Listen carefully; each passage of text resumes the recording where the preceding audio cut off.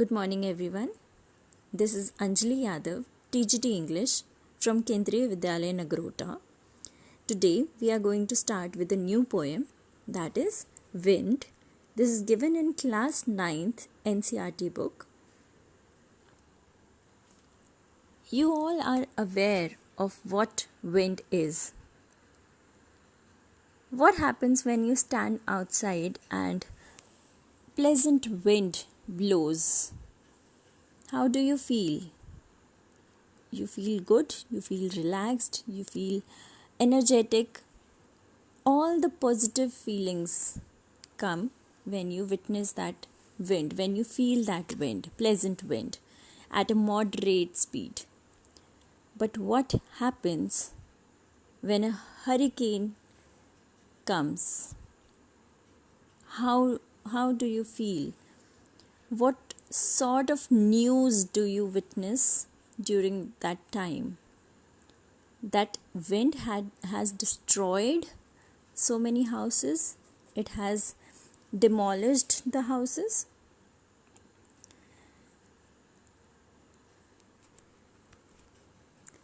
The wind can be pleasant as well as it can cause destructions. So, in this poem, the nature is presented as a preserver also and as a destructor also. Do you know, in many cultures, these natural forces such as wind, water, sun, all these elements are being prayed. Yes, people think that these are the god. Have you heard of the sun god? And in Indian culture, Vayu Dev and Jal Devta, Agni Devta, all these natural elements are being worshipped by the common people. So here, the wind is also depicted as something that is possessing power to change your condition, or something that has the power to preserve or destroy, and that power is usually possessed by the god. Now let's move on to the poem Wind. Let us first read the poem Wind, and then we'll talk about it in detail. Wind, come softly. Don't break the shutters of the windows. Don't scatter the papers. Don't throw down the books on the shelf. There, look what you did. You threw them all down. You tore the pages of the books. You brought rain again. You are very clever at poking fun at the weaklings. Frail, crumbling houses, crumbling doors, crumbling rafters, crumbling wood, crumbling bodies, crumbling lives, crumbling hearts. The wind god winnows and crushes them all. He won't do what you tell him. So come, let's build strong homes. Let's join the doors firmly, practice to form the body, make the heart steadfast. Do this, and the wind will be friends with us. The wind blows out weak fires. He makes strong fires roar and flourish. His friendship is good. We praise him every day. The poem is written by Subramanya Bharti, and it is translated from the Tamil by A.K. Ramanujan. Okay. Let's begin with the poem line by line. Wind, come softly. The poet is asking wind to come softly, to come slowly, and not cause the destruction. Don't break the shutters of the windows.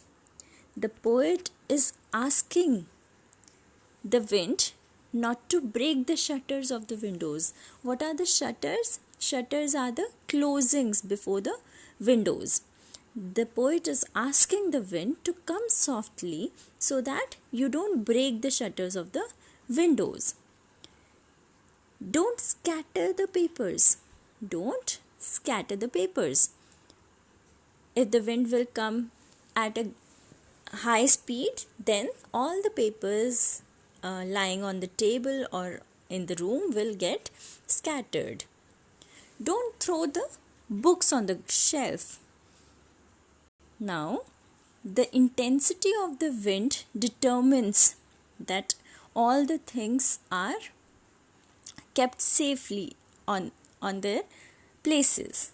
But if the intensity of the wind increases, then of course it causes destruction. It causes things to fall off their places. There, look what you did. You threw them all down.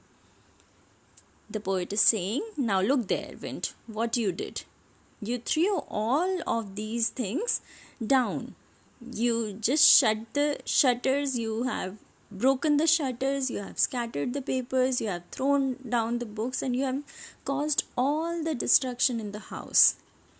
Okay, the poet is treating the wind as a small child. As we order the children, as we tell the children not to do this thing, not to do that thing, the poet is treating the wind in the same way. The poet is ordering the wind not to do certain things. Okay. There, look what you did. You threw them all down. The poet is saying, now there, look what you have done. You have just destroyed everything. You tore the pages of the books. You brought rain again. Now the wind, and the poet is saying that the wind has torn all the pages of the books, since the books have fallen down off the shelf, and the wind has brought the rain again.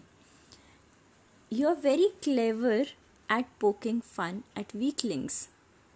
Weaklings are weak things, the things which are not strong enough. The poet is saying that the wind tries to scare off those things, which are weak, which do not have the power to stand the power of the wind. Frail, crumbling houses. Frail is again a term used for weak. Crumbling, those things which can be broken easily. Crumbling means those which can be broken easily. Now the poet is saying that frail, crumbling houses, those houses which are easily broken. Crumbling doors, the doors which can be easily broken. Crumbling rafters. What is rafters? Rafters are people who bring in logs of woods together and they move or row it on a river. That is a raft. And rafters are people, those who drive the raft. Crumbling wood, the wood which can be broken easily. Crumbling bodies, the bodies can be destroyed. And crumbling lives. The wind is so powerful that it can destroy all these things and crumbling hearts. All these weak things can be destroyed by the wind if we do not try to make ourselves strong, if we do not try to make our houses strong or buildings strong, or we do not have a way to tackle the strong winds, then definitely the wind is going to crumble everything. Now the poet is saying the wind god winnows and crushes them all. Now all these things, crumbling wood, bodies, lives, rafts, etc., all these things can be crushed or are crushed by the wind god. Wind god, what does he do? he just winnows. What is winnowing? Winnowing is a process of separating the chaff from the wheat. What you must have read it in your science book, that when some solid is to be separated from a lightweight solid, another solid that is lighter in weight, and if you just pour it in a windy on a windy day, then what does it do? It just it just separates the two solids, and the lighter weight solid will just blow away.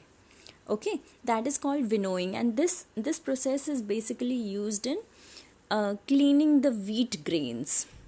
If you want to separate the wheat grains, then you use this method called winnowing. The wind god winnows and crushes them all. The poet is saying that the wind god crushes everything from houses, doors, rafting, wood, bodies, lives and hearts. And the wind has been given the status of a god here, because God has the power to manage everything. He won't do what you tell him. The poet is saying that the wind will not do what you will tell him. Like a child. Whatever, if you tell a child not to do that thing, then definitely that child is going to do that thing. Your saying will have no effect on the child. So come, let's build strong homes. The poet is saying, okay, since the wind is not going to listen to you, so you have to adopt the second way. You try to make strong homes. So the poet is inviting, come, let us all build strong homes, since the weak homes will be destroyed by the wind. So in order to save ourselves from the wind, we must build stronger homes. Let's join the doors firmly. What do? Let's just join the doors firmly. Let's just shut the doors tightly so that the wind does not have any effect on the doors. Practice to firm the body. What does this mean? Let us all practice and make ourselves strong enough so that the wind will not make us fall down, or wind will not harm us in any way. Make the heart steadfast. What do? Let us all make our heart firm. Let us all make our heart strong enough so that we do not get shattered by the wind. Do this and the wind will be friends with us. The poet is saying, let us do all these things, and what will happen? The wind will be our friends. Why will it be our friends? Since it will not have any bad effects on us, and so it will become a friend of ours. Who becomes our adversary? The person who harms us. And who is our friend? Who does not harm us. So in this way, if we'll try to become stronger in ourselves, the wind will have no effect on us. Then the poet is saying, the wind blows out weak fires. Those fires, those small fires which are not able to gain their foothold, the wind is able to blow them out. Okay, distinguish the fires which are small enough. The wind, what does it do? It distinguishes the fires. He makes strong fires roar and flourish. The wind makes a strong fire grow. It tries to make it it tries to flourish it. Flourishes to spread the fire. Okay. If the wind is blowing very quickly or very fast, then a strong fire will spread itself to other areas. His friendship is good. The friendship of wind is very good. We praise him every day. And after the wind becomes our friend, we praise him every day. We'll try to praise the wind every day. Okay, did you understand the poem? Now, this was the literal meaning of the poem. Whatever we discussed right now, it was the literal meaning, the line by line meaning of the poem. Now let's go on to the metaphorical meaning. There are always two meanings. One is the literal meaning that is given in the lines, but what is the metaphorical or the hidden meaning of the poem? We should also discuss that. Wind in these lines can also be a metaphor for the difficulties in our lives. All of us have difficulties in our lives. All of us have adversities in our lives. The situation in our life never remains the same. Sometimes we have ups, sometimes we have downs in our lives. So, the poet has used this word wind for our adversities that we encounter in our daily lives. The poet is saying that all of us face hardships in our lives, all of us have obstacles in our lives, but if we try to make these hardships or these obstacles as our friends, if we try to make ourselves so strong that these outside obstacles cannot break us, then we'll be the strongest person in this world. Let's befriend our hardships. Let's make these obstacles or the problems of the life as our friends, rather than giving them so much of power that our problems or our adversities in the life can break us.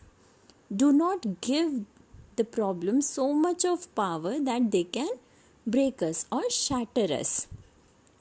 Let us be strong enough so that we can just overpower these small things. Let's be friends with our problems. Have you heard that a strong person becomes more stronger after facing the problems, and a weakling just shatters?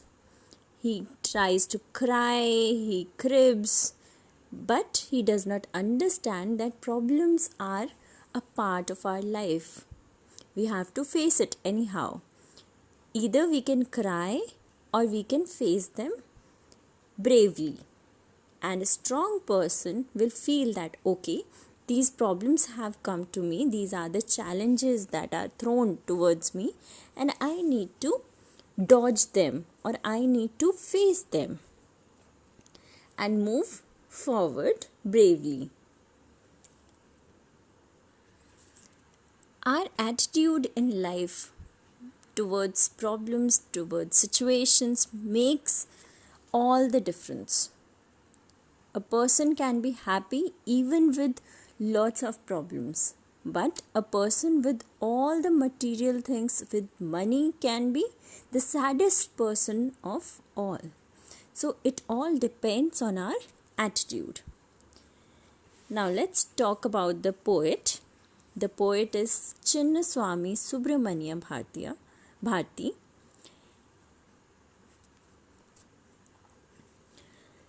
He is a Tamil poet, writer, journalist, and a social reformer. Okay, he is also popularly known as Mahakavi Bharti. He has written such great poems. He is also a pioneer of modern Tamil poetry and is considered one of the greatest Tamil literary figures of all time. Now, A.K. Ramanujan has translated this poem.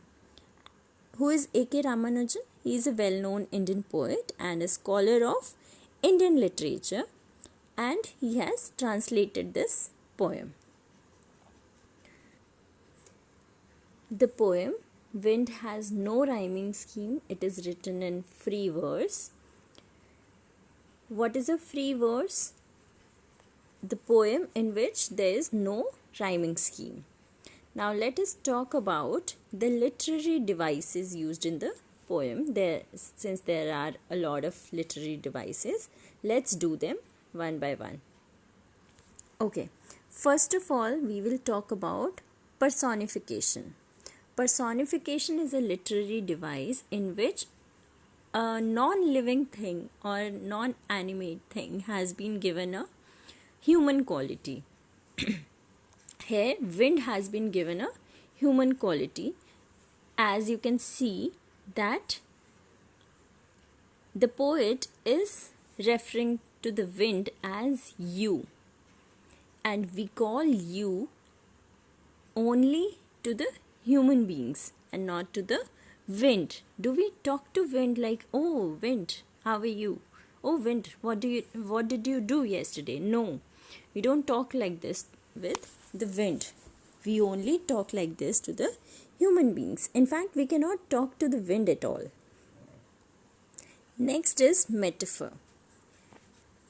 In this line, you are very clever at poking fun at weaklings.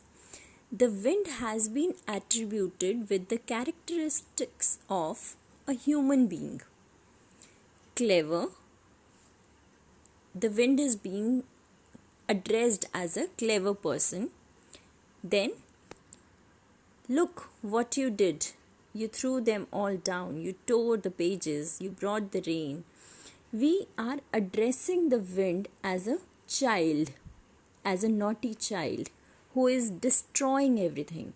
So, the wind has been addressed as a child. And here, metaphor is. Next is anaphora. Anaphora is used in poems wherein, in order to bring a specific pattern or a specific rhythm in the poem, the poets use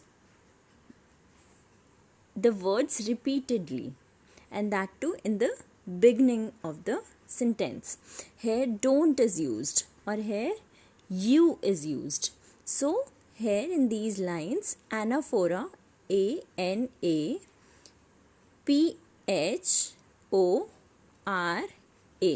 anaphora. Anaphora is used. Also, symbolism is used in the poem wherein wind is symbolic of the problems or the adversities in life. Okay. Weak fires and strong fires represent the categories of people. Weak fires stand for weak people, and strong fires stands for strong people who can face the adversities of life or can face the problems of life. In these lines, the word crumbling has been used enormously, numerous times. So, it is being repeated. And what sort of a literary device is it? It is repetition. What is it? Repetition. When a word is being repeated several times in the poem, then repetition is used. Thank you. Do share your opinions about this video. Do give your feedbacks, and don't forget to subscribe the channel. You can also like the video if you like the video, if you truly like the video. Thank you.